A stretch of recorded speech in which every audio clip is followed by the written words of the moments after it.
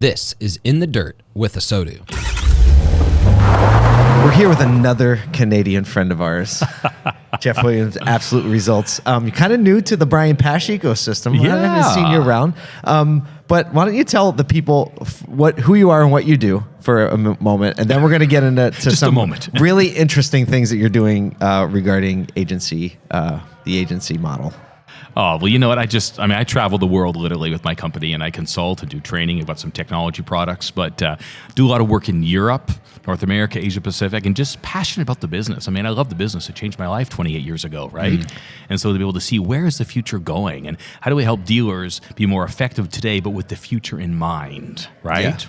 Yeah. And so you said I travel a lot. You spend a lot of time in Europe, Australia, yes. Asia. You're a member of some boards and some organizations. I can't remember. Was it Switzerland? Sweden? Oh yeah, yeah. One of the larger automotive groups in Europe. I'm on a Retail the Future panel, and I advise them on that. And so we have conversations about what does retail look like? What does the ecosystem around automotive retail look like? Not just 2-3 years, but 5, 10, 15 years down the road. And that in essence gives us a little bit of a look over the horizon, because they're far more advanced when it comes to their adoption of renewable energy. They're moving into EVs even faster than we are. Sure they are, yeah. And there's actually some agency model things going on there, and conversations that are happening there that aren't necessarily a one-to-one to what's going to happen here, but they can definitely inform us. So you just talked about this. So give us a summary about what you presented. Oh my goodness. Well, what we have to do is when we understand kind of that retail, the automotive retail and where it's going, we have to look at the bigger picture of the whole automotive industry and how it's changing, and how automobile companies are really becoming software companies. I mean, that's the holy grail they're chasing, right? It's one thing to sell a car to a customer, but how do you get monthly recurring income from that customer?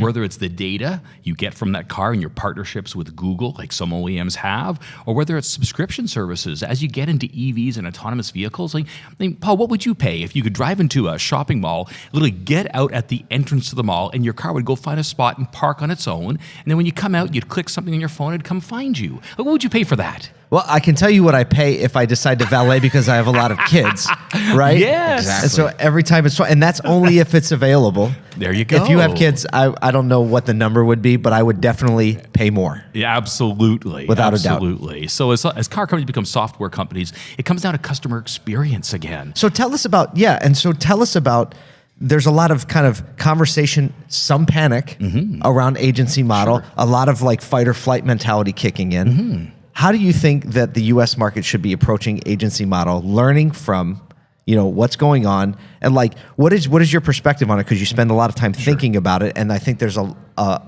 void of information. So that creates a lot of anxiety. I mean, at the end of the day, with the agency model, the OEM is selling direct to the consumer, facilitated by the dealer when it comes to new cars, right? So the OEM is owning that relationship. Now, the dealer still makes a solid commission, and it varies by OEM on the new vehicle sales. They can still broker the finance deal and sell after service products as well. So they've got that. They still take the trade and sell their used cars like normal, but it's that new car relationship that's facilitated. So the OEM owns the inventory. So it's a lot less risk for the dealer. It's a totally different look on the P&L. It really is. It really is. But then the OEM says, but we need a better quality of customer experience, whether it's on those digital opportunities that come in, the showroom experience. They're mandating a lot more of that experience. So there's consistency. Because OEMs today, they're betting their company on this new generation of product. They're betting the company. It's a Herculean bet. Right, oh, it's the same amount of money, and when you look at like the total investment and recovering that investment over a 3 to 5 year timeline, like that's something that typically startups are and investors looking at startups are willing to go, hey, we can handle the risk. We're not risk averse. We're going to be lean into that. Going to be some losses. But the shareholders and the stockholders for these legacy OEMs are constantly looking at margins, profit per quarter, net revenue up and down. Yeah. And so to go and throw all your chips in on something that you're not really sure if is going to work. That's why there's a dual strategy happening. Look what Ford's doing by splitting their company with Model E, right, and then Ford Blue, because the biggest challenge, the biggest risk to an OEM with agency model, the biggest risk is cash flow. because you're selling to the customer. I mean, right now, you roll 100,000 units off your factory production lines, you get paid. Wholesale, you ship right. to the dealer, boom, Bam. you get your money. Yes. And that's what earnings, and we were talking about this a while back, right? That's what the market trades on, right? Wholesaling vehicles, that's what shows up. There's no line that's like depreciation, inventory depreciation, right? Like there is on a dealer's P&L. That's right. So that's right. And so they get paid in the agency world. They get paid when the consumer buys, which is why you're seeing that agency strategy or agency-esque strategies coming in on EVs, because they're like startups, right? They're growing their market share from 0 to hundreds to thousands to tens of thousands, hopefully hundreds of thousands. So I hate to give your opinions out and predictions out there, but with the internal combustion engines where you got factories optimized on mass production, right, and the cash flow associated with that, I think you're going to see that franchise model continue on the ICE engine vehicles. But as specialty lines and EV lines get launched by legacy OEMs, there's going to be a different playbook, and there's going to be a different, maybe even dealer agreement, right, which you're seeing right now. So what you're saying is that you do see a future where a split model is likely going to stick because of the different ways money's flowing and people are used to assuming profit. I assume so. That's what I see right now. You know, the other piece that's a real thorn in the side of OEMs right now is for you to have a real quality customer experience, you have to have hassle-free pricing. You have to have one price. You just have to, right? Yep. The minute the customer goes, you know, I loved how they treat me at this dealership, but I can save $500 over there, and they go over there to save $500 and get an inferior experience, you've destroyed customer experience. Yeah. But the way the franchise laws are set up in this country, it's illegal to mandate one price. Right. It's against, dealer can sell for less. Yep. Right. Right? Right. And so really one of the only ways is to have an agency type of agreement to have that one price.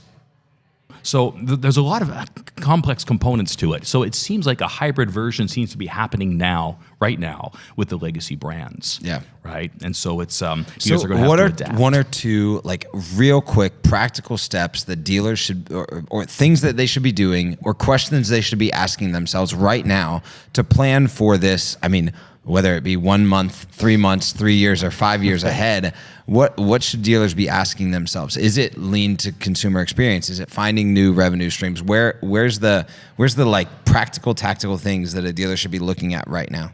Well, number one, stop worrying about owning the customer. Right? Because there's always, I own the customer, you own the customer. Like nobody lot of owns the customer. conversation over that. Like, Nobody stop owns the it. customer, You know, yeah. stop it. That's Customer silliness. doesn't want to be owned. No, but own the customer experience. Own the customer experience. So you know what? When it comes to digital experience, my team has it nailed. Right? When it comes to showroom experience, here's exactly what we do. We've got it nailed. When it comes to the ownership experience, here's exactly what we do. We've got it nailed. That translates into owning the customer. Absolutely. You know what's funny? Like it's almost even just, and I'm going to lean into my personal opinion here. It's you can own the customer, but you own the customer attention, not just the customer data. And I think everyone's fighting over customer data. And what we need to be fighting over is who, like, oh no, you don't have to worry about customer Would you ownership rather? because they only come to me, right? Like that's Like type that's it the into lean-in the search story, bar, right? Yeah. Yeah. That is so true. And you know, I think the biggest risk now to the legacy OEMs is as they try to figure this out, all right, is whether it's an agency form of bringing EVs to market and keeping the ICE engines pumping and growing and keeping the cash flow rolling, as they try to figure it out, they've got to learn to collaborate with their dealers. Otherwise, what's going to happen, the dealers and OEMs are going to get stuck and they're going to spend so much mental energy and legal energy and dollars arguing and fighting over it. And you're going to have all these 26 new OEMs that are just going to come and eat their VinFast lunch. is going to IPO and just eat your lunch. Well, there's 26 of them. Yeah. Forget about VinFast. That's, you know, like, Yeah. you're just going to see that. I'm already the market cap of Tesla is more than everyone else combined, you know? Yeah. So they've got to work together. Yep. Because if they just fight each other, they're going to miss the real battle, which isn't each other. Right. Right? It's all these new competitors Right. coming to market. Absolutely. It's like, we need to save like World War II. We need to save Europe, right? It's like, that's how we're going to win this thing. And you know, if a dealer wants to be really be indispensable to your OEM, Yeah. right? How do you be indispensable? Right? Own the customer experience. Right. Make sure your brand elevates their brand. That's a great way to put it. If your individual brand elevates their brand, guess what? They're going to listen. Yeah. They're not going to mandate as much as they're going to listen. But you've got to make some changes for that to happen. I mean, pick the EV out there, and I know there's a wait of 2 months to 2 years for all of them, just about, it seems, whether it's an ID3, whether it's an e-tron, whether it's the Lyriq, whether it's a Hummer, whether it's the Lightning or the Mach-E. You're waiting. Right. Yeah. So, but when a customer, the OEMs are betting their company on these new generations, those products, right? So the customer reaches out to a dealership, and what do they hear? Oh, man, get on the list. How much are you going to pay for it? We don't have any of those. So they're not coming for 18 more months. What just happened to the investment of the OEM?